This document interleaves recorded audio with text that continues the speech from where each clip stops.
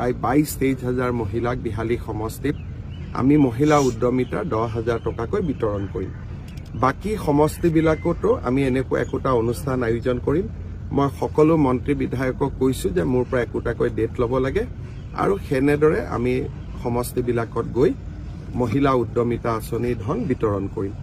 মহিলা উদ্যমিতা আঁচনিত প্ৰথম বছৰ আমি 10,000 টকা দিম, অৰ্থাৎ 2025-26, 26-27 চনত আমি আৰু 25,000 টকা দিম। 12,500 বেংকৰ পৰা আমি লৈ দিম, 12,500 আমি দিম আৰু সুদ দিব নালাগে। তৃতীয় বছৰত আমি 50,000 টকালৈকে আমি মহিলাসকলক বেংক আৰু চৰকাৰে মিলি দিব।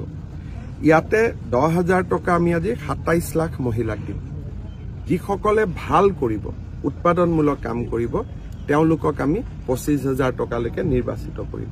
25,000 টকাটো যোনে ভাল কাম কৰিব তেওঁলোকক আমি 50,000 টকালৈ নিৰ্বাচিত কৰিম। আসল কথাখিনি শুনক যে মহিলা উদ্যমিতা আঁচনিটো কি আৰু এই আঁচনিটোৰ পৰা আমি কেনেকে উপকৃত হ'ব পাৰিম।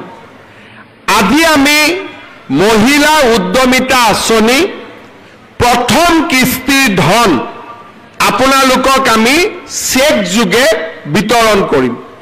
মিটিঙৰ পিছতে আপোনালোকক আমি চেক দিম। আপোনালোকে আজিয়ে ঘৰত চেকখন লৈ যাব।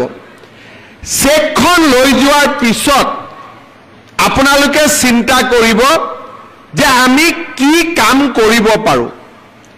যদি আমি আজিয়ে গৈ মোবাইল কিনি দিলো তেতিয়ালে হাঁহে আৰু কণী নিদিব, হাঁহটোৱে মৰি থাকিব। হাঁহটোৱে কণী দিব লাগে নাই? এতিয়া এই 10,000 টকাটো লৈ আমি বহুত মহিলাক যাৰ 3টাতকৈ বেছি সন্তান তেওঁলোকক এই আঁচনিটো আমি দিয়া নাই। কিয় দিয়া নাই? ঘৰত যদি 3টা বাচ্চাই আছে কেনেকে তেওঁলোকে প্ৰডাকশন কাম কৰিব, উৎপাদনৰ কাম কৰিব। জনজাতীয় লোকসকলক আমি 4টা দিছো, বাগিচাৰ লোকক 4টা দিছো। বাকি 3টা কাৰণ যিমানে সন্তান বেছি হ'ব দেউতাক মাকৰ দায়িত্ব সিমানেই বেছি, তেওঁলোকে উৎপাদনমূলক কাম কৰিব নোৱাৰিব। আমাৰ আঁচনিটোৰ লক্ষ্য হৈছে যে আমি আপোনালোকক আজি 10,000 টকা আপোনালোকক দিম আৰু আপোনালোকে অহা 1 বছৰ এই 10,000 টকাটো সৎ ব্যৱহাৰ কৰিব। কোনোবাই হালত দিব, কোনোবাই গিৰিয়েক বা স্বামীৰ ব্যৱসায় আছে তাতে 10,000 টকাটো দিব, কোনো আপত্তি নাই। বেয়া কামত খৰচ কৰিব নালাগে, ভাল কামত খৰচ কৰাত কোনো আপত্তি নাই। ঘৰত যদি মোৰ বাগিচা আছে, ক্ষুদ্ৰ চাহ খেতি আছে তাতো লগাই দিয়ক, কোনো অসুবিধা নাই। হালত কৰক, মুৰ্গী কৰক, কণী কৰক, ব্যৱসায় কৰক। 1 বছৰ পিছত আমি আপোনালোকৰ ঘৰে ঘৰে আহি পৰীক্ষা কৰিম। আমি আপোনালোকক সুধিম যে আপোনালোকে টকাটো ক'ত ব্যৱহাৰ কৰিলে। যিসকল আই মাতৃয়ে এই টকাটোৰ সৎ ব্যৱহাৰ কৰিব অহা বছৰ তেওঁলোকক আমি 25,000 টকাকৈ তেওঁলোকক আমি আগবঢ়াম।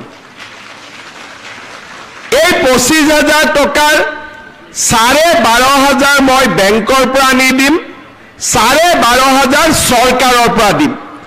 চৰকাৰৰ টকাটো ঘূৰাই দিব নালাগে, বেংকৰ টকাটো ঘূৰাই দিব লাগিব, কিন্তু সুদ দিব নালাগে। বেংকৰ সুদটো চৰকাৰে দিব, মাত্ৰ মূলটো আপোনালোকে ঘূৰাই দিব। আৰু যিসকলে সুন্দৰভাৱে এই 25,000 টকাৰ সৎ ব্যৱহাৰ কৰিব তেওঁলোকক তৃতীয় বছৰটোত আমি 50,000 টকা কৰি আমি আগবঢ়াম। হাঁহে যেনেকে কণী পাৰে এই 10,000 টকায়ো দুবাৰ কণী পাৰিব, এবাৰ 25,000 কণী পাৰিব, এবাৰ 50,000 টকাৰ কণী পাৰিব। কণী পাৰিব লাগে না নাই? লাগে। যদি কণী পাৰিব লাগে আমাৰ হাঁহটোক অলপ খাদ্য বস্তু খুৱাব লাগিব আৰু তাৰ অৰ্থটোৱে হ'ল যে এই টকাটোৰ আপোনালোকে সৎ ব্যৱহাৰ কৰিব লাগিব। কাকো খুৱাব নালাগে, মাত্ৰ নিজে নাখালে হ'ল, নিজে ইয়াক ভাল কামত লগালে হ'ল। কোনে কোনে ভাল কামত লগাব? চবে লগাব। আৰু কোনে কোনে মোবাইল কিনিব? যোনে মোবাইল কিনিব তাক মই আৰু 2000 টকা দি দিম, যাতে ভাল মোবাইল এটা পায়। কোনে কোনে মোবাইল কিনিব? পিছফালে কোনোবাই মোবাইল কিনিব নেকি? নিকিনে। কোনে কোনে নিকিনে? হাত ডাঙক। আচ্ছা, ৰঞ্জিত দা, মোবাইল দোকানীটো ব্যৱসায় বেয়া হৈ গ'ল। এতিয়া মোবাইল দোকানীবিলাকে নকলে হ'ল মামাক অহাবাৰ ভোট নিদিওঁ বুলি।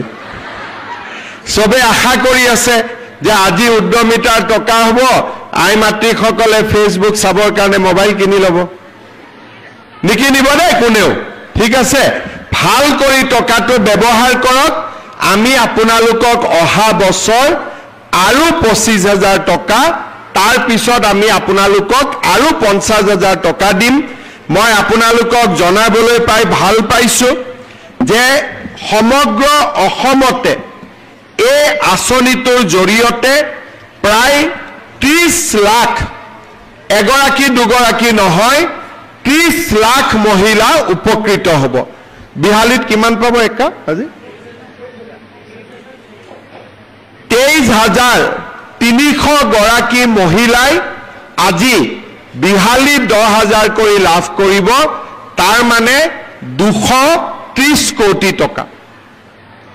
মোৰ ঘৰত আহোঁতে 10,000 লাগে, কিন্তু যদি 10,000 আৰু 23,000 পূৰণ কৰি দিয়ে 230 কোটি টকা।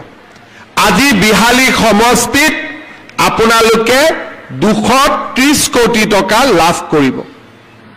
আমি সকলোৰে যদি টকাটো হিচাপ কৰোঁ, এজনৰ ঘৰত 10,000 আহিব, কিন্তু সকলোৱে যোগ বিয়োগ কৰি দিলে 230 কোটি টকা আজি আমাৰ বেংকটোত লেনদেন হ'ব। মই পুনৰবাৰ আমাৰ পঞ্চায়ত আৰু গ্ৰামোন্নয়ন বিভাগৰ সকলো বিষয়া কৰ্মচাৰীক ধন্যবাদ জনাইছোঁ। মন্ত্ৰী ৰঞ্জিত দাস ডাঙৰীয়াক ধন্যবাদ জনাইছোঁ এই আঁচনিটো সুন্দৰভাৱে আগবঢ়াই লৈ যোৱাৰ বাবে। মই আপোনালোক সকলোকে অনুৰোধ কৰিম, আমাৰ মন্ত্ৰী ৰঞ্জিত দাস আৰু ডিপাৰ্টমেণ্টৰ বিষয়াসকলৰ কাৰণে আপোনালোকে এটা ডাঙৰ হাত চাপৰি বজাই দিয়ক। আমাৰ এই আঁচনিটো বিহালীত প্ৰথম হ'ল, আৰু বিহালীত এই আঁচনিটো ৰূপায়ণ কৰাৰ বাবে মই আমাৰ সাংসদ ৰঞ্জিত দত্ত আৰু বিধায়ক দিগন্ত ঘাটোৱাল ডাঙৰীয়াকো ধন্যবাদ জনাইছোঁ। এটা দীঘলীয়াকৈ হাত চাপৰি বজাই দিয়ক তেখেতসকলৰ কাৰণেও। আপোনালোকে যিমানে উৎসাহ দিব, আমাৰ মানুহে সিমানে দুগুণ উৎসাহেৰে কাম কৰিব। আপোনালোকে আমাক যেতিয়া আশীৰ্বাদ কৰে, আমাক আপোনালোকে ভোট দিয়ে, তেতিয়া আমি আপোনালোকৰ কাৰণে দুগুণ উৎসাহেৰে কাম কৰাৰ